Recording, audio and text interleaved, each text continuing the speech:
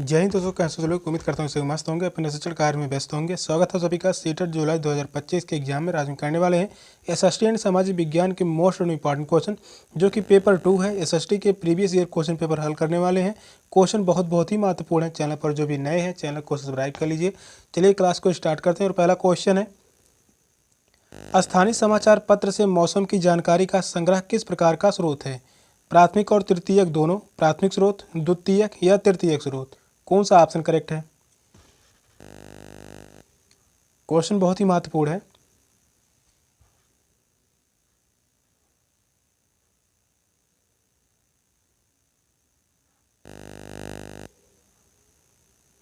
Question कह रहा है, स्थानिक समाचार पत्र से मौसम की जानकारी का संग्रह किस प्रकार का स्रोत है? यह है द्वितीयक स्रोत। थर्ड ऑप्शन करेक्ट है, द्वितीयक स्रोत। शोधकर्ता द्वारा सूचना के स्रोत का स्वयं जानकारी प्राप्त करना प्राथमिक स्रोत कहलाता है, जबकि स्थानीय समाचार पत्र से मौसम की जानकारी प्राप्त करना द्वितीयक स्रोत कहलाता है। थर्ड ऑप्शन करेक्ट है। नेक्स्ट क्वेश्चन है, सीखने की अक्षमता वाले शिक्षार्थी किस प्रकार की कक्षा में अन्य छात्रों के साथ सीखते हैं? आधुनिक, अनन्य, विशेष, समावेशी? कौन सा ऑप्शन करेक्ट है?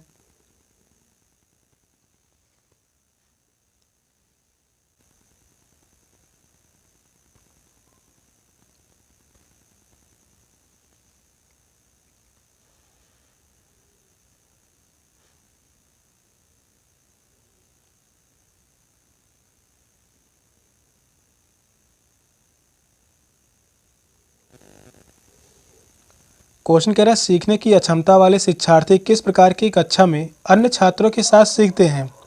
तो वह समावेशी कक्षा। फोर्थ ऑप्शन करेक्ट है, समावेशी। सीखने की अक्षमता वाले शिक्षार्थी समावेशी प्रकार की कक्षा में अन्य छात्रों के साथ सीखते हैं।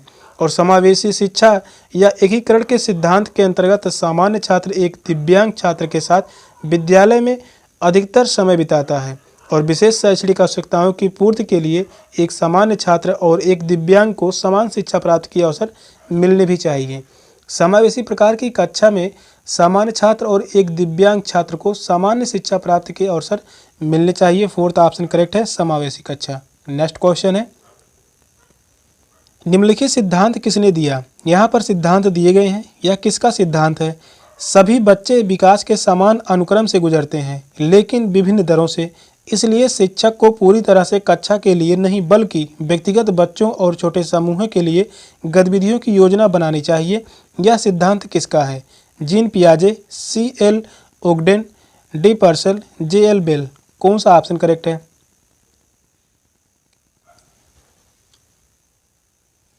बहुत ही महत्वपूर्ण क्वेश्चन है। यह क्वेश्चन 2018 में पूछा गया है।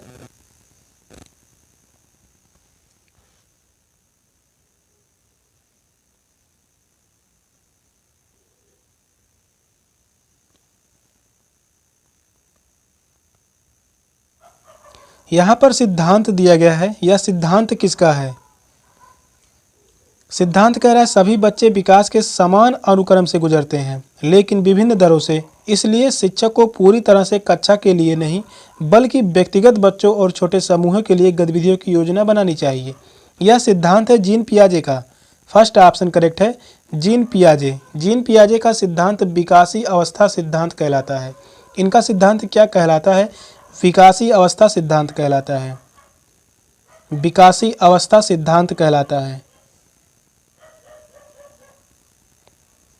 विकासी अवस्था सिद्धांत कहलाता है। फर्स्ट ऑप्शन करेक्ट है, जीन पियाजे। नेक्स्ट क्वेश्चन है, कक्षा में सहकारी शिक्षा को बढ़ावा देने के लिए एक शिक्षक को चाहिए। परियोजना को करने के लिए उन्हें विभिन्न स्रोत प्रदान करें, छात्रों को बहस और चर्चाओं में लगाएं, उन्हें व्यक्तिगत परियोजनाएं दें, काम के लिए कक्षा को छोटे समूहों में विभाजित करें। कौन सा ऑप्शन राइट है?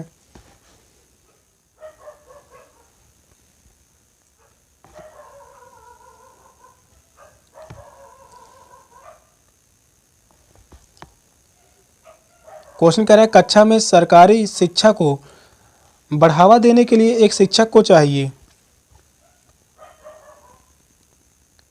काम के लिए कक्षा को छोटे समूहों में विभाजित करें। फोर्थ ऑप्शन करेक्ट है। फोर्थ ऑप्शन ही करेक्ट है। नेक्स्ट क्वेश्चन है,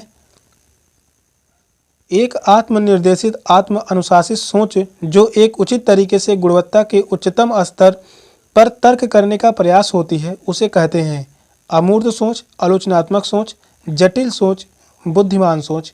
कौन सा ऑप्शन करेक्ट है? क्वेश्चन यह भी बहुत ही महत्वपूर्ण है।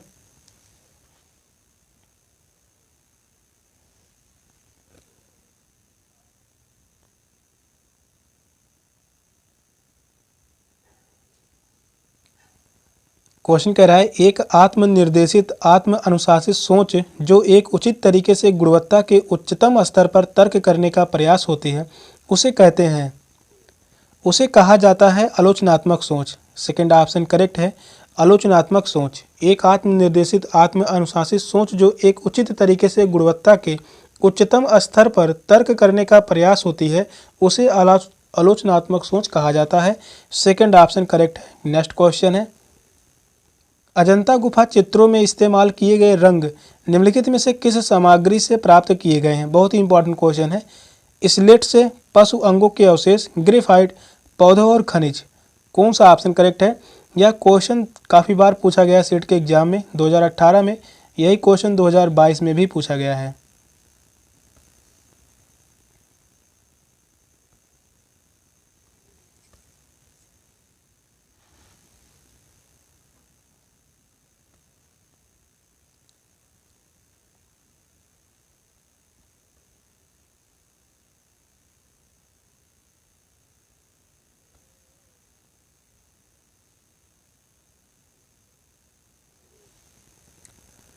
क्वेश्चन कह रहा है अजंता गुफा चित्रों में इस्तेमाल किए गए रंग निम्नलिखित में से किस सामग्री से प्राप्त किए गए हैं? तो वह है पौधों और खनिज से। फोर्थ ऑप्शन करेक्ट है, पौधों और खनिज। अजंता गुफा चित्रों में इस्तेमाल किए गए रंग पौधों और खनिजों से प्राप्त किए गए हैं और चित्रों में जिन रंगों का प्रमुख रूप से उपयोग किया गया है वे हैं धातु। क्या है? वे धातु हैं। फोर्थ ऑप्शन करेक्ट है, पौधे और खनिज। नेक्स्ट क्वेश्चन है, सबसे पुरानी पांडुलिपियां डेड डैश पर लिखी गई थी? लकड़ी पर, ताड़पत्रों पर, पत्थरों पर या कागज पर? कौन सा ऑप्शन राइट है? क्वेश्चन यह भी बहुत ही महत्वपूर्ण है।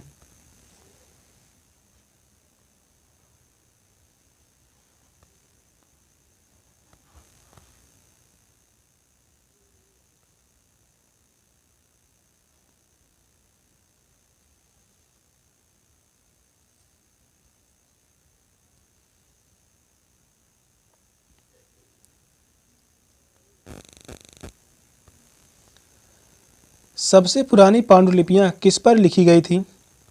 यह लिखी गई थी ताड़पत्रों पर। सेकंड ऑप्शन करेक्ट है, ताड़पत्रों पर। सबसे पुरानी पांडुलिपियां ताड़पत्रों पर लिखी गई थी। पांडुलिपियों का मुख्य उद्देश्य भारतीय ज्ञान की अति प्राचीन परंपरा का संरक्षण है और पांडुलिपियां भारतीय परंपरा का इतिहास माना जाता है। सेकंड ऑप्शन करेक्ट है। नेक्स्ट क्वेश्चन है, मानव इतिहास में निम्नलिखित में से कौन सी अवधि यानी काल सबसे लंबी है? महापाषाण काल, पूरा पाषाण काल, मध्य पाषाण काल, नव पाषाण काल। कौन सा ऑप्शन करेक्ट है?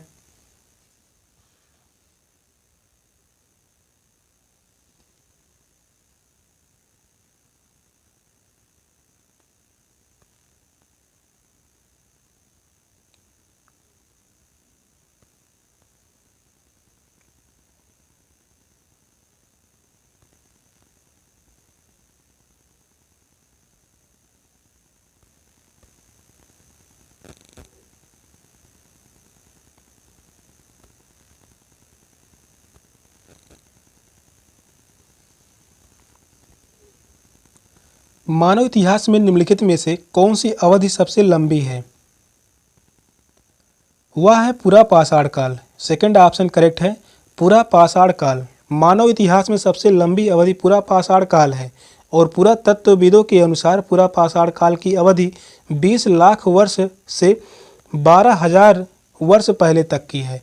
इसकी अवधि कितनी मानी जाती है? 20 लाख वर्ष पहले। 20 लाख वर्ष से 12,000 वर्ष पहले इस काल की अवधि मानी जाती है और इसे जो है इस युग को 3 भागों में बांटा गया है। पूरा पाषाण काल को 3 भागों में बांटा गया है। वे 3 भाग जो हैं, पहला है आरंभिक पाषाण काल, पहला जो है आरंभिक पाषाण काल, दूसरा है मध्य पाषाण काल,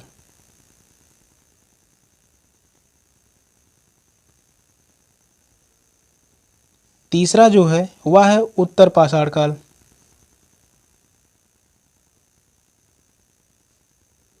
उत्तर पाषाण काल 3 भागों में बांटा गया है, आरंभिक पाषाण काल, मध्य पाषाण काल, उत्तर पाषाण काल। और माना जाता है कि मनुष्य इस युग में सबसे अधिक दिनों तक रहा है। और पूरा पाषाण काल प्रागैतिहासिक युग का वह समय है जब मानव ने पत्थर के औजार बनाने सबसे पहले प्रारंभ किया था। पूरा पाषाण काल में ही मानव पत्थर के औजार बनाने आरंभ कर दिए थे। पत्थर के औजार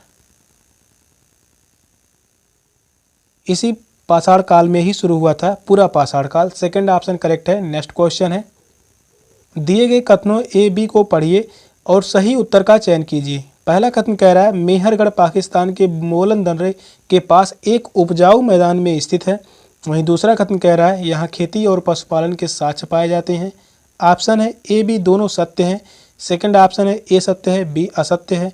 ए असत्य है बी सत्य है, दोनों ही असत्य हैं। कौन सा ऑप्शन करेक्ट है? क्वेश्चन बहुत ही महत्वपूर्ण है।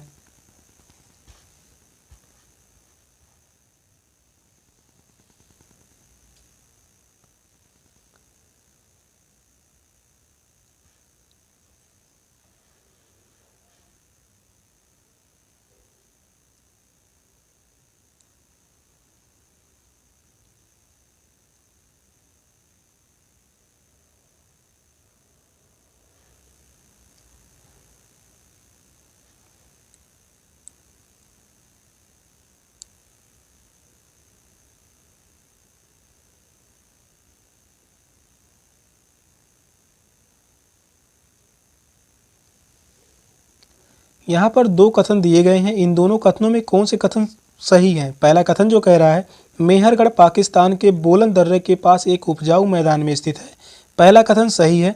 दूसरा कथन कह रहा है यहाँ खेती और पशुपालन के साक्ष्य पाए जाते हैं, यह बात भी सही है।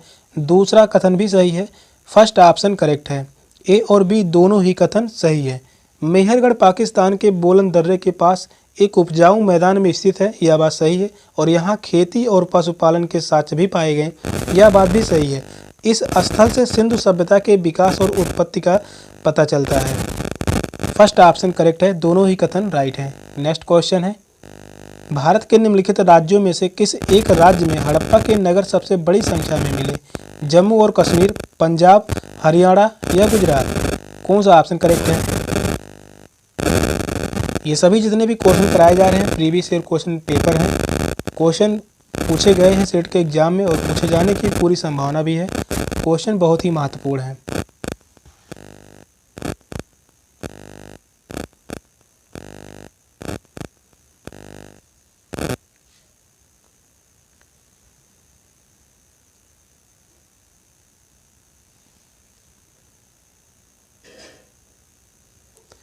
क्वेश्चन कह रहा है भारत के निम्नलिखित राज्यों में से किस एक राज्य में हड़प्पा के नगर सबसे बड़ी संख्या में मिले हैं?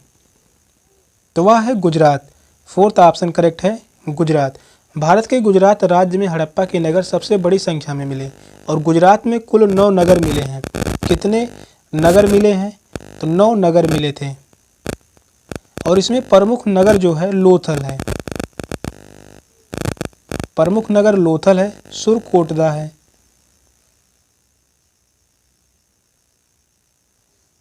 और भी प्रमुख नगर हैं देसलपुर, धौलावीरा, ये सभी क्या हैं? प्रमुख नगर हैं। फोर्थ ऑप्शन करेक्ट है, गुजरात राज्य। नेक्स्ट क्वेश्चन है, ऋग्वेद मूल रूप से निम्नलिखित में से किस भाषा में रची गई थी? प्राकृति, ब्राह्मी, पाली या संस्कृत? कौन सा ऑप्शन करेक्ट है?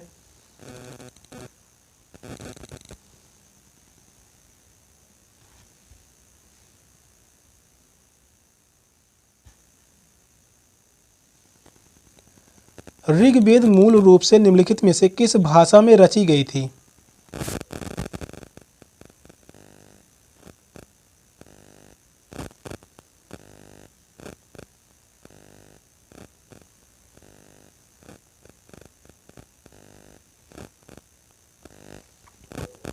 यह है संस्कृत भाषा में रची गई थी। फोर्थ ऑप्शन करेक्ट है संस्कृत। ऋग्वेद मूल रूप से संस्कृत भाषा में रची गई थी। ऋग्वेद को अभी भी एक जीवित परंपरा द्वारा सम्मानित सबसे पुराने धार्मिक ग्रंथों में से एक माना जाता है और इसमें 10 मंडल हैं। ऋग्वेद में 10 मंडल हैं, इंपॉर्टेंट है, 10 मंडल हैं। 1028 सूक्त है, 1028 सूक्त है।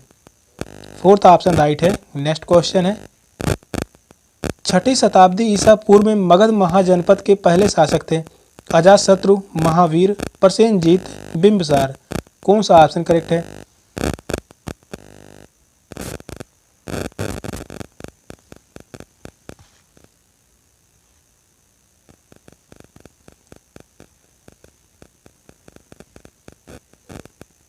छठी शताब्दी ईसा पूर्व में मगध महाजनपद के पहले शासक थे।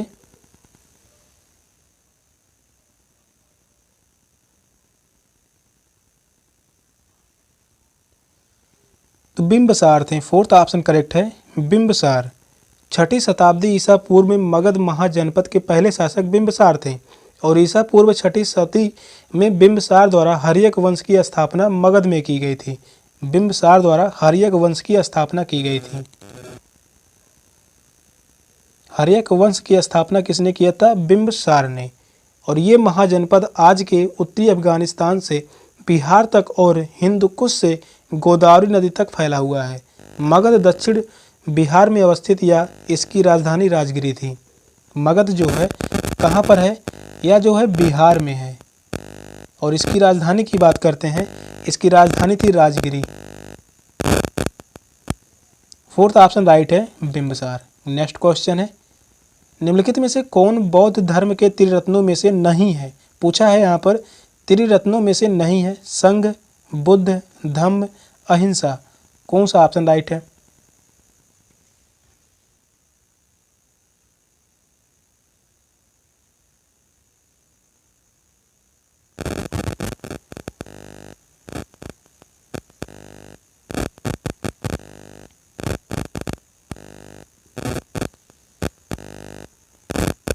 क्वेश्चन इंपॉर्टेंट है। क्वेश्चन कह रहा है कौन सा बौद्ध धर्म के त्रिरत्नों में से नहीं है? तो वह है अहिंसा। अहिंसा जो संबंधित है यह जैन धर्म से संबंधित है, यह संबंधित है जैन धर्म से। बाकी संघ, बुद्ध और धम्म ये तीनों बौद्ध धर्म के त्रिरत्न हैं। बौद्ध धर्म के त्रिरत्न बुद्ध, धम्म, संघ हैं और बौद्ध धर्म इन्हीं पर आधारित है। बुद्ध शाक्य मुनि तथागत गौतम बुद्ध हैं और बुद्ध की शिक्षाओं को धम्म कहते हैं। बुद्ध की शिक्षाओं को धम्म कहते हैं और संपूर्ण बौद्ध धर्म धम्म पर ही आधारित है। फोर्थ ऑप्शन करेक्ट है। नेक्स्ट क्वेश्चन है, निम्नलिखित में से कौन राज्यसभा सदस्यों का चुनाव करता है?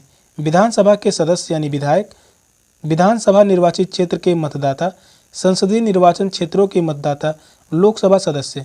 कौन सा ऑप्शन करेक्ट है?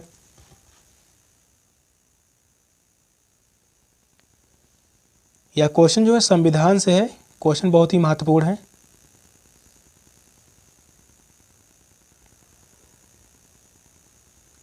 क्वेश्चन कह रहा है कौन राज्यसभा सदस्यों का चुनाव करता है? तो वह है विधानसभा के सदस्य यानी विधायक। फर्स्ट ऑप्शन ही करेक्ट है, विधानसभा के सदस्य। राज्यसभा सदस्यों का चुनाव विधानसभा के सदस्य यानी विधायक करते हैं। जनता द्वारा चुने गए जनप्रतिनिधि अर्थात विधायक इस चुनाव में हिस्सा लेते हैं। विधायक का चुनाव कौन करते हैं? तो जनता द्वारा चुने जाते हैं। फर्स्ट ऑप्शन करेक्ट है। नेक्स्ट क्वेश्चन है, भारत द्वारा निम्नलिखित में से किस शासन प्रणाली को अपनाया गया था? संसदीय और संघी, संसदीय और एकात्मक, राष्ट्रपति और संघी, राष्ट्रपति और एकात्मक। कौन सा ऑप्शन करेक्ट है? बहुत ही इंपॉर्टेंट क्वेश्चन है।